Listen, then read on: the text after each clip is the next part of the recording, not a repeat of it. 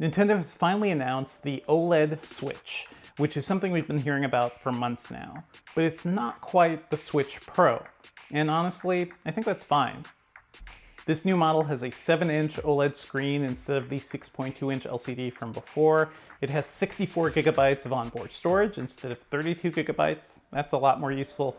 And it's going to be $350, so that's $50 more than before as well, and $150 more than the Switch Lite. And all that together, sounds like a pretty noticeable bump, but there is no 4K support at all. And that's something rumors have been speculating, honestly, for the past year. We've been hearing that, when it's docked, a potential new Switch model will upscale content to 4K. We've been hearing about DLSS, which is NVIDIA's upscaling technology, which uses AI processing to take lower resolution textures and output them at a higher resolution, and honestly it looks pretty good from what we've seen with PC games. But there is none of that, which is probably going to be a really contentious thing for a lot of Nintendo fans.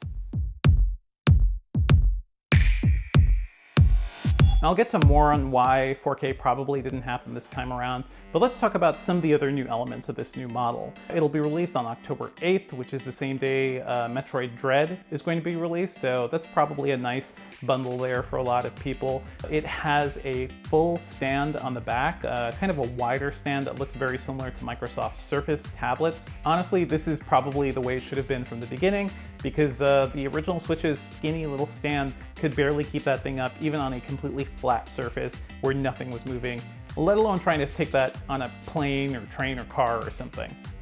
And as you can see just by looking at footage of this new machine, that bigger screen means there's less screen bezel around everything, which just makes this new one look a lot more modern, which I kind of appreciate.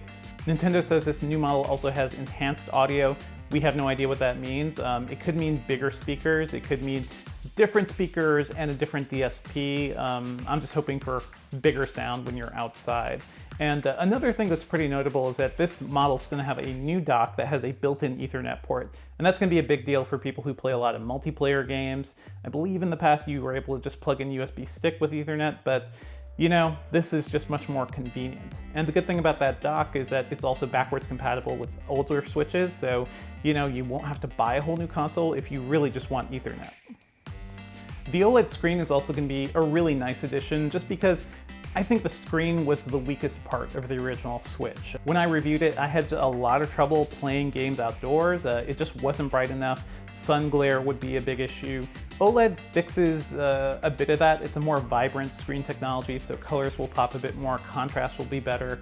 OLED doesn't have as much peak brightness, but that brightness in the original Switch LCD wasn't that high to begin with, so it's going to be interesting to see how they compare, but I'm just really looking forward to it. I really want to play Breath of the Wild with an OLED screen, just like I am when my Switch is docked. And as you can see, this new model also has a new color scheme for the Switch. It's black and white with a white dock, and the red and blue model is still going to be around as well.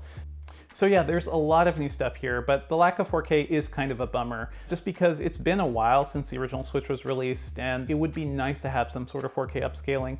But here's the thing, folks. This is Nintendo, and Nintendo is a company that has never really been about pursuing specs or anything like that.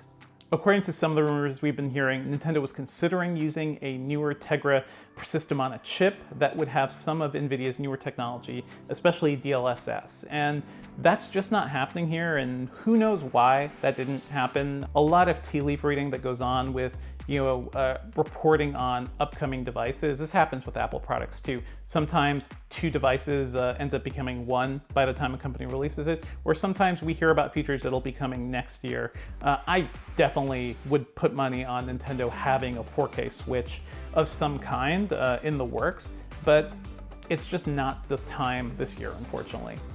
I think to truly do 4K like the way maybe we were hearing in those reports, Nintendo would also need to change a lot more about the Switch. First of all, it would need a new Tegra SoC, which could be a problem because the chip shortage right now globally means that it's been tough for AMD and NVIDIA and Microsoft and Sony to get all the hardware they need to actually, produce their systems and their graphics cards. So that's certainly an issue.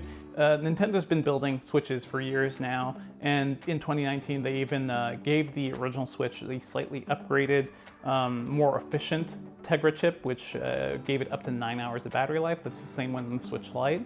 So clearly there have been some upgrades down the line, but a big leap towards something that could do DLSS may have been just too tough to accomplish this year. Just judging from the reporting we've seen, there was the potential for a future Switch to do 4K upscaling from 1080p textures when it's docked, but even to fit 1080p textures into a game, you'd probably need more than 4 gigabytes of RAM. So a future Switch would have to have 6 gigabytes or 8 gigabytes even to really make that work. And despite what you're hearing about 4K gaming, it's going to be really tough for any future Switch to support native rendering of 4K, even when it's docked. That's something that's been really difficult, even for the PlayStation 5 and Xbox Series X to accomplish at certain points. So it's really very smart upscaling. That's the thing to look forward to. And honestly, that's just a way to make games look better on bigger TVs, when they're actually being produced in 1080p. So yeah, it's a shame we're not seeing 4K this time around, but there was also, a lot of speculation about what brand new hardware would mean for the Switch and, the Switch library and market overall. It would mean developers would have to think about how they're, taking advantage of new hardware for some games, which is something that Nintendo has often struggled with when it's released new versions of existing systems like the new 3DS and the various XLs. So at least for now, in terms of overall broad compatibility, this is probably the smartest idea for them.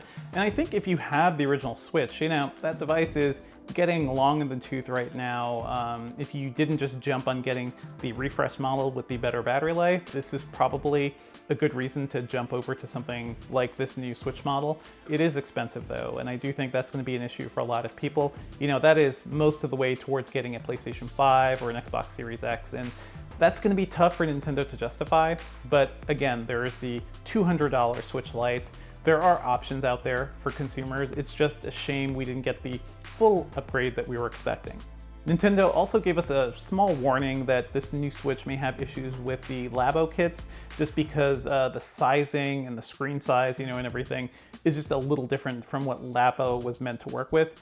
According to Nintendo, this new Switch is 3mm wider than before, but all the other dimensions are the same. It's also 23 grams heavier than before, which is not something you'd feel at all, but it's notable. And Labo was such a unique thing. It really involved very exacting specifications. So it makes sense why maybe that one would have some issues. Nintendo also says some games may perform differently because of this new screen size, so I'd be interested to see what those outliers are. So sure, folks, I get the disappointment. Would have been nice to have some 4K upscaling on the Switch. Ultimately, I do think that's something Nintendo's working on, and we'll probably hear more about that maybe next year or the following year even. There's honestly no big rush. The Switch is still selling really well. Developers have been able to do quite a lot with this hardware, and I don't think Nintendo's out there thinking about how they're gonna catch up to the PlayStation 5 or Xbox Series X, because really, Microsoft and Sony have been trying to catch up to them.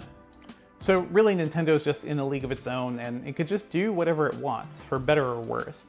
That's sometimes bad news for Nintendo fans, because it means you're going to be paying a lot for upgrades that just don't really stack up to much compared to competitors. But I do think overall, this is going to be a nice upgrade for a lot of people, especially if you have the original Switch. And if you've been waiting on buying a Switch, this is certainly the one to get.